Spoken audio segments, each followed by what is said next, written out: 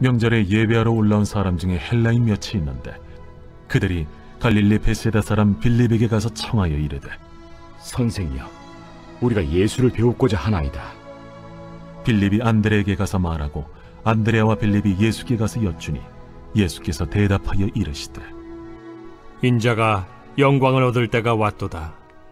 내가 진실로 진실로 너희에게 이르노니 한 알의 밀이 땅에 떨어져 죽지 아니하면 한 알 그대로 있고 죽으면 많은 열매를 맺느니라. 자기의 생명을 사랑하는 자는 잃어버릴 것이요 이 세상에서 자기의 생명을 미워하는 자는 영생하도록 보존하리라.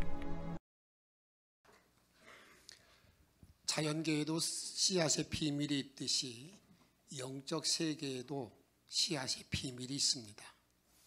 좋은 씨, 말씀이 우리 심령에 바로 뿌려지게 되면, 심어지게 되면 거기에 이런 놀라운 변화가, 놀라운 역사들이 있게 됩니다. 그 중에 하나가 뭐냐면 구원의 역사가 나에게 임하, 구원의 역사. 말씀이 나에게 바로 이렇게 뿌려지게 되면 구원의 능력이 나에게 주어진다 그 말입니다. 구원의 열매를 맺게 된다 그 말입니다. 이것을 마태복음 13장 43절에 같이 봉독하도록 합니다. 그때 의인들은 자기 아버지 나라에서 해와 같이 빛나리라. 말씀이 떨어지게 되면요, 이와 같이 하나님 나라에서 해같이 빛나는 존재, 이런 은혜가 나에게 주어진다는 거예요. 또 하나는 이 말씀이 바로 떨어지게 되면 물질의 열매를 내가 맺게 됩니다. 물질의 열매. 여러분, 콩을 심으면 콩에서 생명이 있어서 콩이 이렇게 싹이 나서 열매를 맺잖아요. 근데 그 열매를 맺는 자체가 어떤 것이 너에게 주어지는 겁니까? 우리에게 이렇게 풍성이 주어지잖아요. 예수님 안에는 생명이 있어서 그 예수님은 생명을 우리에게 줄 뿐만 아니라 예수님을 바로 모신 자에게는 무엇도 함께 있느냐? 풍성도 있다는 겁니다. 이것을 요한복음 10장 10절 하반절 이렇게 말하고 있습니다. 인자가 온 것은, 예수가 온 것은 뭘 얻게 하고요? 생명을 얻게 하고 풍성케 하려 함이라. 풍성케 하려 함이라. 그러니까 내가 예수를 믿는 모든 일들은요, 내가 생명을 얻는 일뿐만 아니라 풍성한 삶, 그것을 우리에게 허락받는다는 것을 우리에게 말씀하고 있습니다.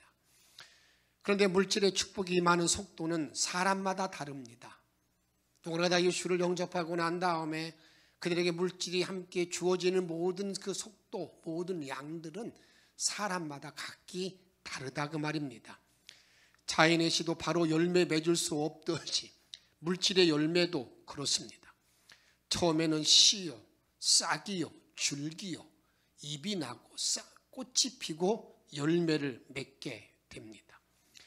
이런 사람들에게 어떤 사람들에게는 물질의 복이 3대에 가서 나타나는 경우도 있지만 어떤 사람들의 경우에는 당대에 물질의 복이 임하는 것을 우리가 보게 됩니다. 예수님을 통해서 물질의 축복을 받으려면 많이 심어야 됩니다. 주님이 원리이기 때문에 그렇습니다. 심는 대로 거둔다는 주님의 법칙이 있기 때문에 많이 심어야 된다 그 말입니다. 어떻게 본다면 물질을 심는데 선수권자가 되어야 됩니다. 저 자신의 경우를 저는 한번 말씀드린 적이 있습니다만 좀 한번 들으시고 한번 좀 우리들의 모든 물질의 풍성을 누리는 그런 원리를 좀 터득하는 길이 되면 좋겠어요. 저 자신은 저희 아버지한테 받은 유산이 있습니다. 제가 76년도 신학교를 이제 포기하고 형님 밑에서 쌀별달도 하고 연탄 장수를 하고 그럴 때 아버님이 좀 내려오라고 그래서 갔습니다. 내려갔더니 원래 우리 아버님이 병사에 계셨어요. 항상 요유에서 이렇게 계시는데 요 밑에서 이렇게 좀 뭘 하나 꺼내시더라고요. 봉투 하나를 주더니 저한테 그렇게 말씀하는 거예요. 신학교 등록금에 좀 보태라고.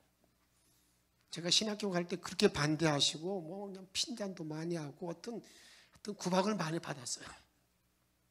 저도 깜짝 놀라가지고 왜 이분이 이러시나. 그런데 이제 차관 뭐 제가 저한테 얘기해 주면서 그걸 주었는데 보니까 많은 금액, 제가 받은 유산 전부는 얼마냐면 그 당시 쌀 한 가마니가 제가 받은 유산 전부예요. 그 쌀 한 가마니를 받고 난 다음에 저 자신이 고민을 했어요. 이걸 어떻게 사용할까?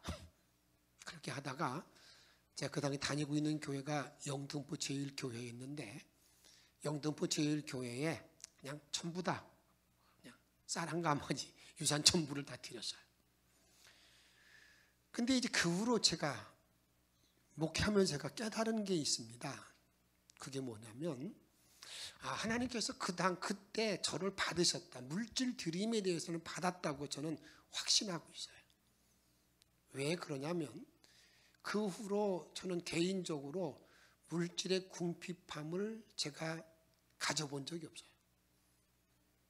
그렇게 개인적으로 이렇게 물질을 사용하는 데 있어서 제가 어려움 당해본 적이 없습니다. 그것뿐만 아니라 교회에 가서 목회하는 동안에 정말 어려운 교회들을 제가 갔어요. 전부 다 어려운 교회들만. 근데 그 교회 가서 좀 목회하다 보게 되면 모든 게 잘 풀어지는 거예요. 이렇게. 그 재정이 늘어나는데 그 재정이 늘어나는 걸 왜 늘어나겠어요? 교인들 가운데 모든 게 잘 풀리기 때문에 그러는 거 아니겠어요? 사업하는 분들도 풀리고요.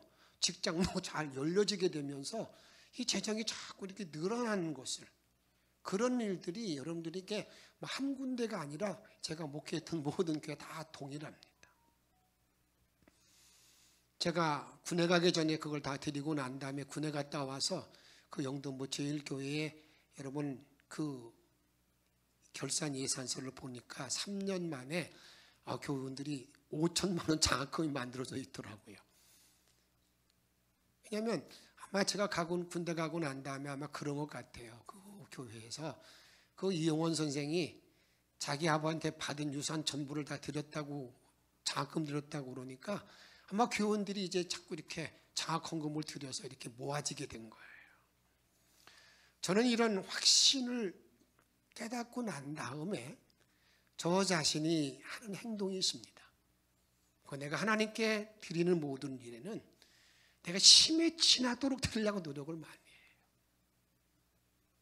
제가 여기 와서 한 번도 계산해 보지 않았지만 제가 여러분들이 제 재무부원, 재정부원들은 아실 겁니다. 저 이용훈 목사가 어떻게 저렇게 드릴까?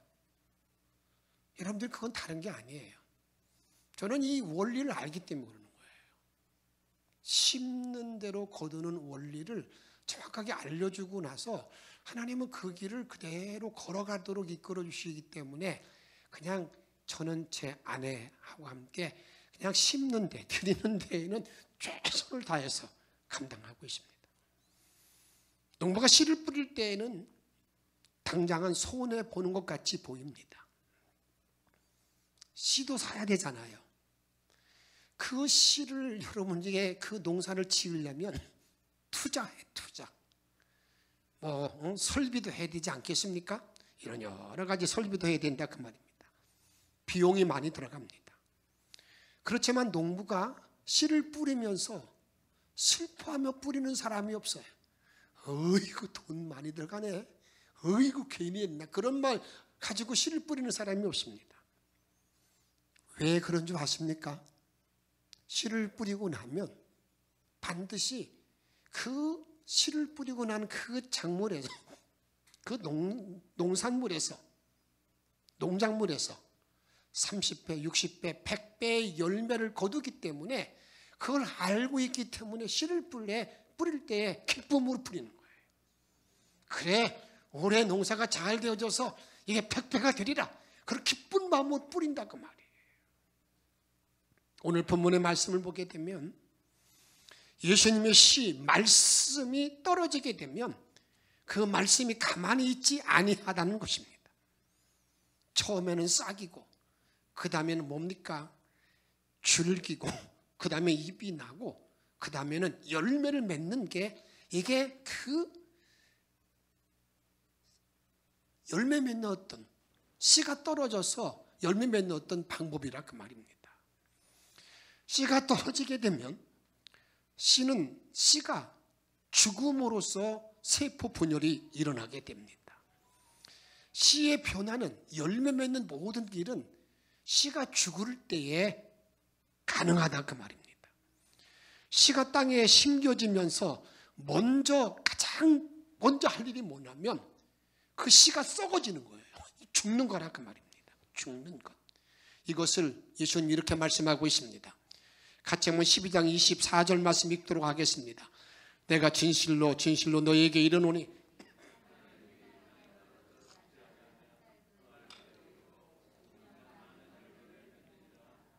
여기 이렇게 말씀합니다. 한 알의 이 씨가 떨어져서 죽지 아니하면 한 알 그대로 있고, 여러분 죽지 아니하면, 썩어지지 아니하면 한 알 그대로 있다는 거예요. 썩어지고 난 다음에 죽고 난 다음에 그때 열매가 있다. 그때 30배, 60, 100배 열매가 있다. 이렇게 우리들에게 말씀하고 있다 그 말입니다. 성장과 변화와 열매의 그러한 출발이 어디서 출발하느냐? 한번 따라합시다. 죽음에서 시작된다.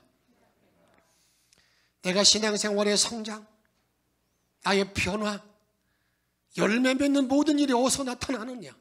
그것은 여러분 죽음에서 출발한다는 것을 우리들에게 말씀합니다. 오늘 사순절 첫 번째 주일입니다. 어떻게 사순절을 보내야 하는 것입니까?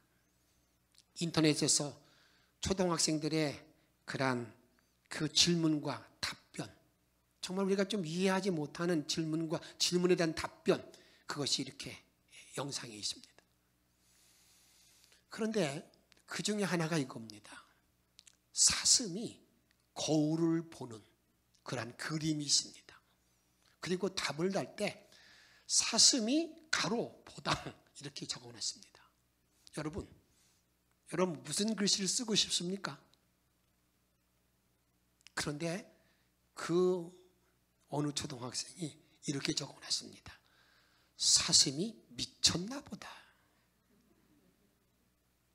그 학생이 볼 때는요, 사람이 미쳤으니까 거울을 보지 왜 거울을 보느냐 그 말 아니겠어요? 잠깐 미쳤나 보다 이렇게 적어놨어요. 또 하나의 그림은요, 아주머니가 초등학생에게 사과를 주는 그림이에요. 주관식입니다. 이건 바른 생활 문제입니다. 이것은 이 그림은 무엇을 말합니까? 라고 이렇게 질문했는데 여러분 지금 뭐라고 적고 싶습니까? 어느 학생이 이렇게 적어놨습니다. 뭘 이런 걸 주어? 그러니까 우리도 흔히 그러잖아요. 어디서 누가 집을 뭐 가져오면 뭘 이런 걸 가져왔느냐고 하는 걸 보고 난 다음에 이렇게 적어놓은 거예요. 이것은 완전히 그림도 없이 하나의 주관식 질문입니다. 그 질문은 이런 질문입니다. 부모님이 왜 사랑합니까? 부모님이 왜 나를 사랑합니까? 라고 이렇게 질문을 해놨더니 여러분 답변 한번 해보세요. 부모님 왜 사랑합니까? 어느 학생이 이렇게 대답해 놨습니다. 그런 게 말입니다.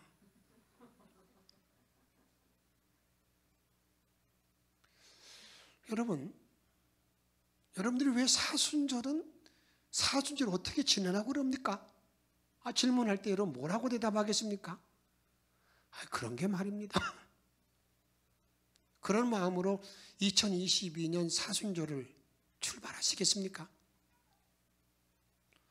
정말 이 사순절이 무언가를 알고 의미가 뭔가를 알고 내가 지키고 내가 따라가야 되지 않느냐 그 말입니다. 그런 게 말입니다. 이 사순절이 뭐예요? 그런 게 말입니다. 이런 마음을 가지고 여러분 나가야 되겠습니까?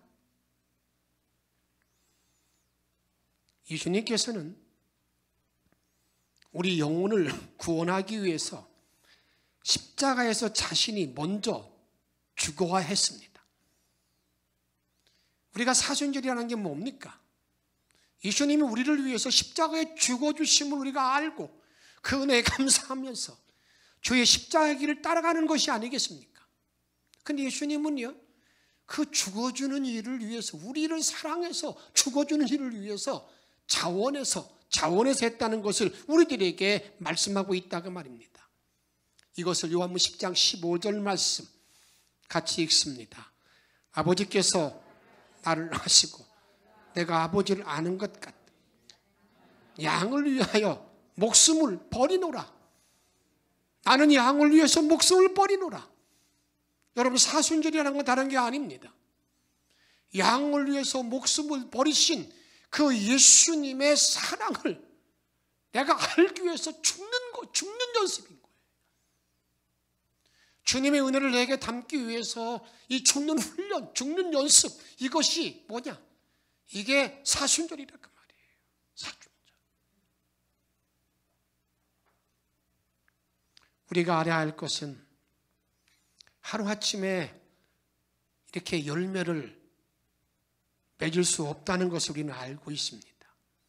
마찬가지로 내가 주님의 은혜를 알고 난 다음에 이런 사순절의 죽음의 의미 깊이에 들어가서 내가 주님의 풍성한 삶으로 변화되기까지 한 번에 이루어지는 일이 아닙니다. 그래서 바울은 이렇게 말합니다. 그래서 내가 정말 주님의 길을 걸어가는 모든 사람들은 한번 따라 합시다. 날마다 죽노라. 날마다 죽노라. 내가 날마다 죽는다는 거예요. 내가 정말 올해 2020년 사순절은 2021년에 한 번 있었던 또 오는 그것이 아니라 내가 주님의 십자가 길을 걸어가면서 주님의 성품, 주님의 삶을 따라가기에 계속해서 내가 죽어야 할 것이 너무나 많이 있기 때문에 올해도 죽는 연습을 또 하는 거예요. 고린도전서 15장 31절 이렇게 말하고 있습니다. 형제들아, 내가 그리스도 예수 우리 주 안에서 가진 바 너희에게 대한 나의 자랑을 두고 단언하노니, 따라합시다. 같이 읽습니다. 나는 날마다 죽노라. 나는 날마다 죽노라. 올해도 죽는 연습하는 거예요. 내 육체와 이 정욕을 다 십자가에 못 박는 훈련을 하는 거예요. 이 사순절 동안에 그 일을 정말 깊이 하는 거예요. 그래서 내가 주님의 성품, 주님의 삶을 담기 위해서 노력하고 그 길을 걸어가는, 십자가의 길을 걸어가는 훈련하는 거라 그 말이에요. 그런데 바울은 또 날마다 죽는 문제를 가지고 이렇게 그는 말합니다. 고린도후서 4장 11절에 보게 되면 우리 살아있는 자라는 것은 예수의 생명이 있는 자가 항상 예수를 위하여 죽음에 뭐 한다고요? 넘겨짐은. 예수의 생명이 있는 나 자신이 내가 예수를 위하여 내가 죽음에 넘겨지는 것은 왜 그런 거냐? 예수의 생명이 또한 우리 죽을 육체에 나타내게 하려 함이라, 이렇게 말하고 있어요. 오늘도 내가 죽는 이유가 뭔가? 예수의 생명이 내 안에 나타나기 위해서 죽는 연습을 하고 있다고 우리들에게 말씀하고 있습니다. 그럼 하나님의 밀 안에 썩어지는 죽음은 무엇을 의미하는 것입니까? 내가 죽는다는 것은 무엇이 죽는다는 그런 말이냐 그 말이에요. 그것은 자아의 죽음을 말합니다. 겉사람의 죽음을 말합니다. 자아의 죽음이 없기에 성장이 없고 변화가 없고 열매가 없는 것입니다. 그럼 왜 우리 자신이 자아를 죽는데 넘겨주기가 그렇게 힘든 겁니까? 왜 나의 자아를 이렇게 죽는데 십자가에 못 박는데 내가 넘기지 못합니까? 그것은요, 내가 생각하기에 자아는 나의 전체라고 말하고 생각하기 때문입니다. 내가 있는 자존심, 이게 내 삶의 전부라고, 그걸 버리면 나는 끝나, 이런 생각이 나를 지배하기 때문에 내가 던지지 못한다 그 말입니다. 이걸 포기하면 나는 뭐야? 이것이 자아입니다. 자기 생명까지 느껴지기 때문에 자아를 죽음에 내던지지 못한다 그 말입니다. 그러므로 자아의 죽음이라는 것이 뭘까? 그것은 내 뜻과 내 생각을 하나님의 뜻 앞에 내려놓는 것을 말합니다. 내 뜻, 내 생각, 내 판단을 하나님 뜻 앞에 내려놓는 것, 이것이 십자가요. 이것이 자아의 죽음, 이것을 감당하는 것이 사순절입니다. 우리 예수님께서 이렇게 우리에게 자아의 죽음의 훈련을 말씀해 주고 있습니다. 예수님은 우리를 사랑하기 위하여, 우리를 구원하기 위하여 십자가에 나는 자발적으로 죽는다라고 말씀해 놓고 난 다음에 마지막 십자가 앞에 겟세마네 동산에서 예수님의 기도가 뭡니까? 오늘 장로님 기도할 때 그 기도를 하셨습니다만 이런 기도였습니다. 아버지여, 내 원대로 하옵시지 마옵시고, 아버지 내 뜻대로 하지 마옵시고 아버지의 뜻대로 하옵소서, 아버지 원대로 하옵소서. 여러분, 이 기도가 누구의 기도였습니까? 이게 예수님의 기도예요. 아버지 뜻에 자기의 뜻을 내려놓는 것, 이게 자아의 죽음이란 그 말입니다. 그러면 저와 여러분들이 언제 자아가 죽어야 하는 것입니까? 언제 자아가 죽어야 되는가? 하나는요, 결단과 선택이 있을 때에 자아가 죽어야 됩니다. 우리의 삶 속에 선택이 있을 때, 결단이 있을 때에 자아가 죽어야 된다 그 말이에요. 내 속에는 두 가지 생명이 나를 지배합니다. 붙잡고 있습니다. 하나는요, 하나님의 생명과 마귀의 미혹을 생명처럼 여기는 그런 마귀의 미혹을 찾고, 미혹이 나를 지배하고 있는 거예요. 이때 내가 결단할 때 자아를 지배하는, 사단이 지배하는 자아를 죽이고 하나님의 생명을 붙잡는 것, 이것이 우리가 필요하다 그 말입니다. 에스더서에 보게 되면 유다 민족들이 다 죽음에 내던져졌습니다. 그때 모르드게가 에스더에게 말합니다. 당신이 왕궁에 있기 때문에 당신은 혼자 살 줄로 생각하지 마시오. 그러면 어떻게 보면은요, 그 에스더에게 독서를 퍼붓잖아요. 그때 에스더는 참 그 말을 수용합니다. 그리고 난 다음에 결단합니다. 나를 위해서 기도해 주세요. 내가 죽으면 죽으리다. 내가 왕 앞에 나가리다. 내가 왕 앞에 나가지 못한 적이 30일이 되었지만 내가 죽을지 모르지만 나갑니다. 내 뜻을 내려놓는다고. 내려놓는 거, 이 결단할 때 자아가 죽어야 된다고 말이에요. 예수님이 이렇게 말씀합니다. 내가 온 것은 내 뜻을 행하려 함이 아니라 나를 보내신 아버지의 뜻을 행함이라고 우리에게 말씀하고 있습니다. 다음으로는 가치관에서 자아가 죽어야 돼. 가치관에서. 자아가 생각하는 가치관과 예수님이 생각하는 가치관은 다릅니다. 자아의 가치관은 이 땅의 중심적이며 쾌락 중심적인 그러한 가치관입니다. 그러나 예수님의 가치관은 하늘나라와 멸관과 상급에 대한 가치관입니다. 바울 사도는 자기 자신이 그 위대한 인간적인 모든 면모를 다 가지고 있는 사람이 아닙니까? 세상의 학문을 비교해도 바울을 따라갈 사람이 없었습니다.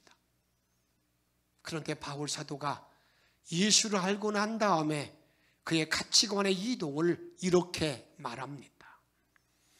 빌립보 3장 7절에 보게 되면 그러나 무엇이든지 내게 유익하던 것을 내가 그리스도를 위하여 어떻게 한다고요? 다 해로 여길 뿐더러 나는 지금까지 예수를 알기 전까지는 내가 유익했던 것, 자기의 자랑이 있습니다. 가문의 자랑이 있습니다. 학문의 자랑이 있습니다. 자기가 로마 심권의 자랑이고 많은 자랑거리가 있는데, 유익이 있었는데, 이걸 전부 다 자기는 해로 여긴다. 왜 그런 거냐? 모든 것을, 우리 8절 말씀 읽습니다. 또한 모든 것을 해로 여김은 내 주 그리스도 예수를 그를 위하여 잃어버리고 배설물을 여김은 그리스도를 얻고. 여러분, 이렇게 말합니다. 내가 유익하던 것 전부 다 해로 여기는데 그리스도 예수를 얻고자, 그것이 가장 고상한 일이기 때문에 내가 지금까지 가지고 있는 나의 모든 가치관, 내 삶의 철학을 무엇처럼 배설물같이 딱 버리고, 이유가 뭐라는 거예요? 예수를 얻기 위해서. 9절에 보게 되면 그 안에서 발견되려 함이라고 말하고 있어요. 예수 안에서 발견되기 위해서 자기는 다 버렸다. 가치관에 이동을 했다는 것을 우리들에게 말씀하고 있습니다. 저는 이 시간 여러분을 축복합니다. 2021년 사순절을 보내면서 지금까지 내가 귀하게 여겼던 것들이 있습니까? 내 세상의 가치관 가운데 내가 꼭 잡고 있는 것이 있습니까? 바로 같이 주님을 얻기 위해서, 주님을 얻은 가장 고상한 일이기 때문에 그것들을 버릴 수 있는 가치관의 변화된 삶으로 일생을 승리하는 저와 여러분의 삶이 되어지기를 주의 이름으로 축복합니다. 다음으로는요, 하나님의 일에 있어서도 자아가 죽어야 됩니다. 하나님의 일에 있어서 우리는 때로 혼돈할 때가 있습니다.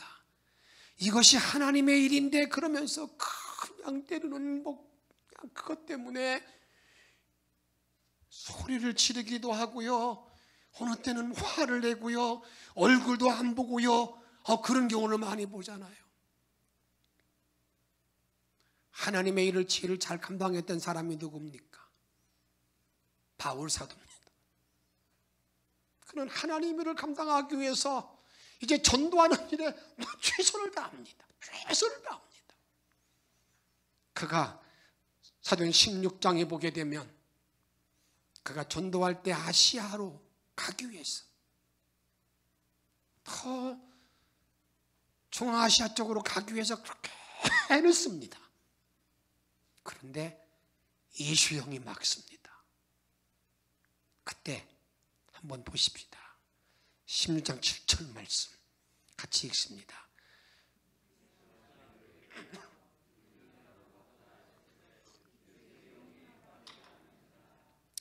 예수형이 허락하지 않으니까요, 바울은 그냥 어떻게 보면요, 단칼에 끊어요. 그 다음날 아침에 유럽으로 가요. 하나님 일을 할 때에도 혹시 내 뜻을 펼치고자 하는 일이 있을 때는 그것을 내려놓아야 된다, 그 말이에요. 엘리야라는 위대한 인물이 있잖아요. 하늘에서 불이 내려가지고요, 거기 재물을 다 태우는 놀라운 역사 일으키는 엘리야. 그는 그 놀라운 체험을 하고 난 다음에 도망갑니다. 어디까지 도망갔습니까? 하나님께서 너 호렙산으로 오라고 부릅니다. 호렙산에 가서 있는데 하나님이 만나러 오잖아요. 아마 엘리야 생각에는 큰 천둥 소리와 함께 지진이 나타나는 흔들리는 땅의 흔들림 속에서 하나님이 자기에게 나타날 줄 알았던 것 같아요. 그때 하나님이 나타나지 아니하고 난 다음에 세미한 음성 가운데 나타나서 엘리야에게 물어요. 너 엘리야 좀 뭐하고 있냐? 엘리야가 당당하게 말합니다. 내 열심이 얼마나 큰 줄 아시죠? 내 열심이 얼마나 큰 줄 아시죠? 내가 주님만 위해서 목숨 다 바쳐서 일하는데 이제 나 혼자 남아서 아무도 없어요. 아무도 없어요. 주님은요, 엘리야에게 이렇게 말씀합니다. 엘리야, 너 무슨 소리 하고 있냐고. 지금 바알에게 무릎 꿇지 않은 7,000명이 남아있다고 말합니다. 이게 하나님 하는 일이에요. 그러면서 엘리야에게 3가지 사명을 줍니다. 그때 엘리야는 주의 말씀에 순종해서 그 사명을 감당하게 됩니다. 내가 하나님의 일을 할 때에도요, 여러분 특히 조심해야 되는 거예요. 내 열심이 특심, 내가 이렇게 열심인데 그 열심 속에 주님께서 말씀하는 거, 너 그거 내려놔. 아니야. 너 혼자 하는 거 아니야.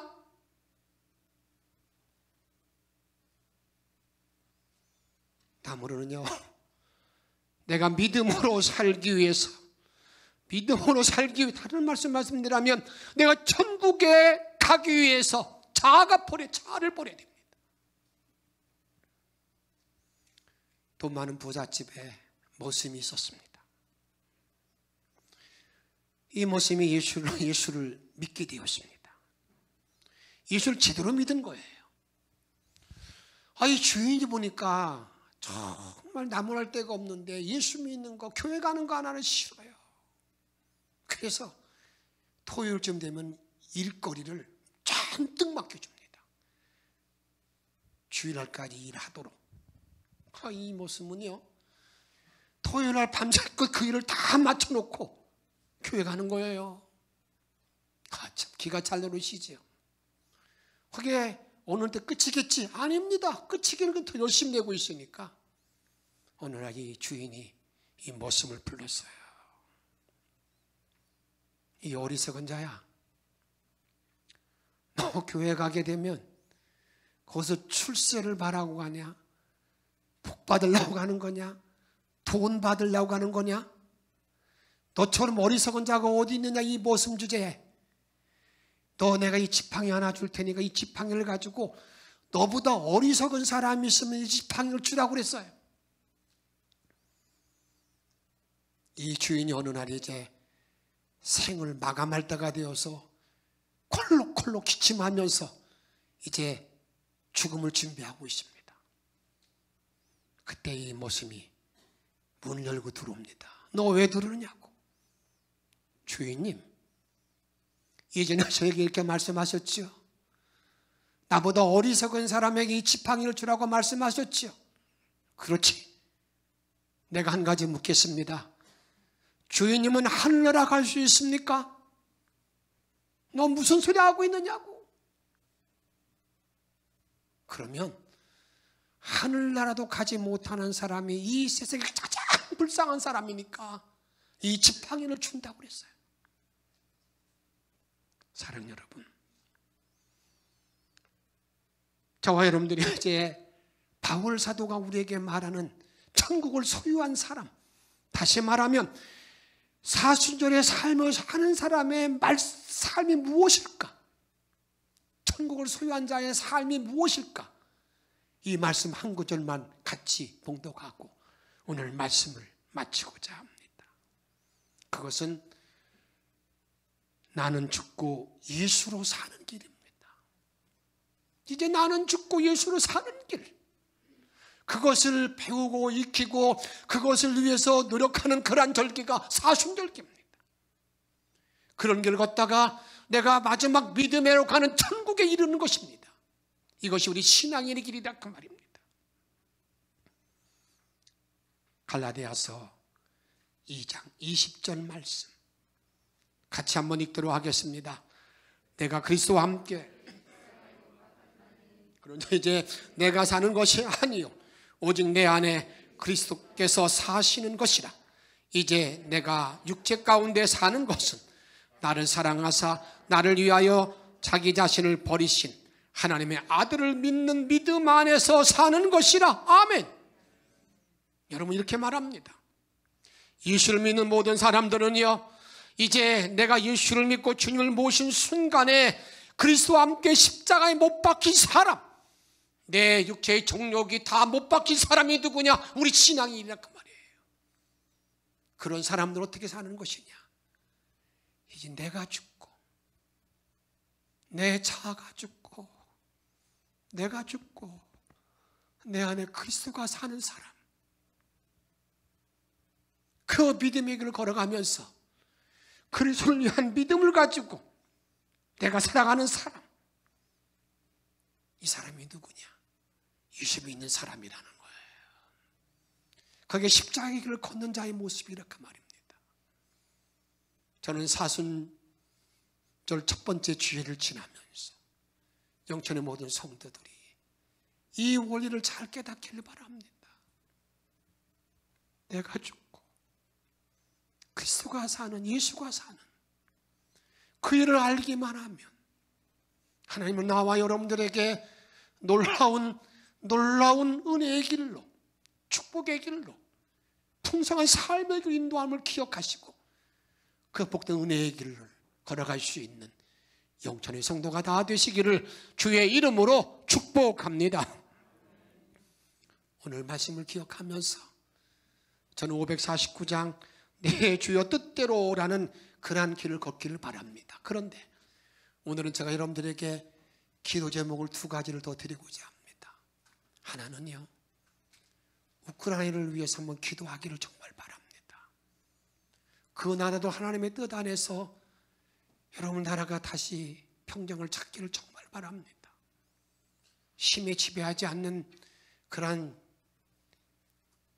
일이 일어나지 않기를 정말 바라는 마음으로, 제가 어제 우리 교회에서 후원하고 있는 김종호 선교사, 북한의 선교를 위해서 애쓰고 있는 그런 분인데, 그분이 우크라이나 대사관 앞에서 싸우러 가고자 했던 자기 나라로 돌아가는 그런 분을 만나서 약품을 전달하고 다음에 지혈제를 주고자 하는 그런 마음을, 그런 문자를 보내왔더라고요.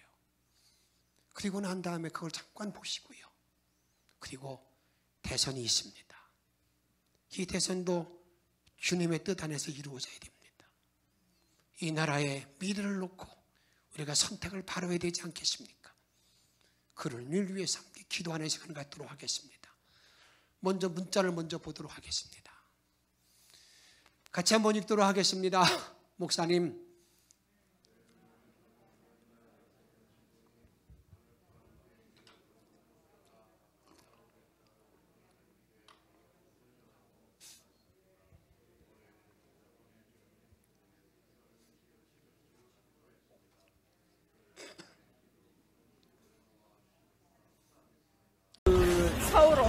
그러니까 싸우러 가시는 거죠. 예, 지금 내가 그런 거 같아서. 2014년도에 그 크림반도 먹혔잖아요. 그러니까. 그때도 활동하던 사람이에요. 가면은 마지막이 될 수도 있어, 그 사람은. 전사시구나, 전사. 아, 전사. 네, 맞아요. 전사시지, 전사. 이 친구도 한 달 전에 들어가려고 그랬어. 근데 이제 애가 있잖아. 제가 그 마음이에요. 제가 지금 들어가고 싶은 마음인데. 이런 사람 많이 정말 이런 사람한테서 많이 내가 와요. 지금 들어가고 싶은 마음인데. 근데 이렇게 도와주시니까 이거 좀 큰 힘이에요. 그리고 지금 오늘은 급하다니까 네. 지금 급한 것만 지금 가져왔는데 예. 앞으로 저희가 그 땅에 지금 저렇게 동전이 되고 말이죠. 저게 3년이 걸릴지 5년이 걸릴지 재건하는지 몰라요. 저희가 옷이고 약품이고 계속해서 지금 문제 뭐냐면은 지금 물류 문제예요. 물류. 그러니까. 그리고 이거 톤너 일단 개설해야 돼요. 그러니까. 아유, 우리 이렇게 연약하신데 연약한 몸으로 가서 싸우신다고. 그래서 난 우크라이나가 이기라고 봐요. 아유, 그게 없죠. 이 들어가는 사람들 좀 아, 맞으니까. 그럼요. 아이고, 하나님께서 가만히 안 예, 놔뒀어요. 그거 하는 데 진짜죠. 선네. 저희는 선교사예요. 아유. 선교사고, 사실 아내하고 저하고는 이제 북한에 침입해서 들어가서 북한 선교를 하는 예, 사역을 하다가 지금 코로나 때문에 못 들어가고 있고, 대신에 약품을 모아서 그 땅에다 들여보내는 일들을 해요.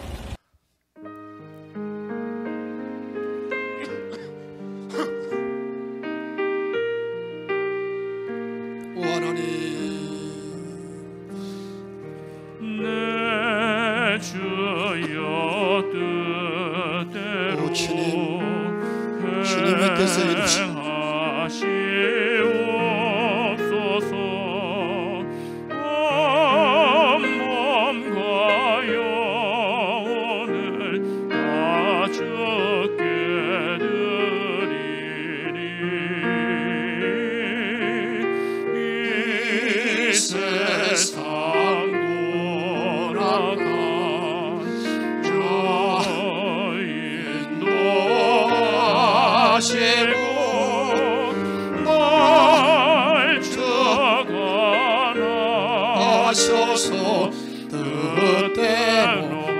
사랑하는 여러분, 내 자아를 내려놓고 주님의 뜻을 구하시기 바랍니다.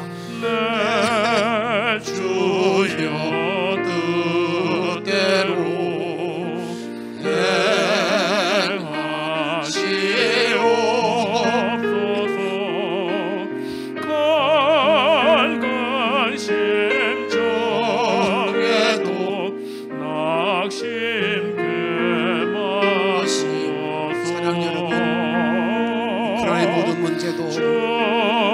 주님의 뜻 안에 이루어지기를 바라고, 그 나라가 평화가 이루어지기를, 그 나라가 바로 세워지기를, 짓밟히지 않기를 기도하시기 바랍니다. 날 주관하셔서 뜻대로 하소서. 이 나라 대통령 선거가 있습니다. 주의 뜻 안에 이루어지기를 바라고 기도하십니다. 이 나라의 미래를 놓고 신앙의 모든 생활에 하나님 정말 유익이 되는 일꾼이 붙어질 수 있도록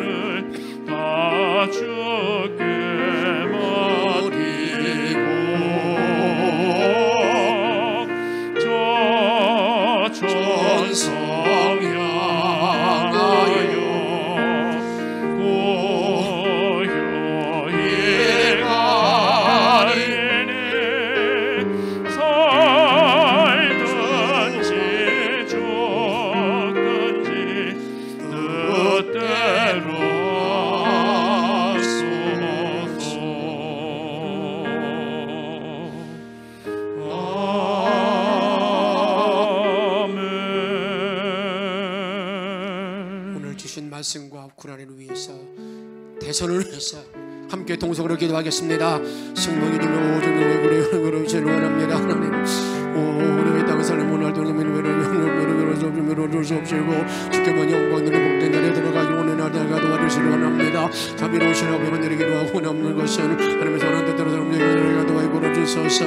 아멘. 도난 믿음으로 주만 바라보는 신앙 하늘에 들어가기로 주시기 원합니다. 영광된 모든 들어가시도록 도와주시기 원합니다. 노란 믿음으로 들어가시도록 어머니 인도하시고 살펴주시기 원합니다. 자비로우신 아버지 기도합니다. 하나님, 주시기 원합니다. 우크라이나를 믿기도 합니다. 하나님, 어머니의 증오로 말미암아 어머니 약한 자가 짓밟힘을 당하고 있습니다. 하나님 불쌍히 도와주시옵시고 어머니 그런 일 가운데 힘을 주시옵시고 그 나라가 바로 선신의 레벨을 주시기 원합니다. 정말 죄를 내려 들어가기를 원하나이다. 아버지를 기도합니다. 하나님, 아버지 3월 9일 대통령 선거가 있습니다. 하나님은 모든 일 가운데에서 이 나라 대통령이 바로 세워지기를 원합니다. 정말 아버지들 일을 하나 들어가기를 원합니다. 아버지 영광의 능력이 나타나기를 원합니다. 주의 권세가 충만한 삶을 살아갈 수 있도록 인도하심이 걸어 주옵소서. 하나님을 이루는 자리에 들어가기를 원합니다.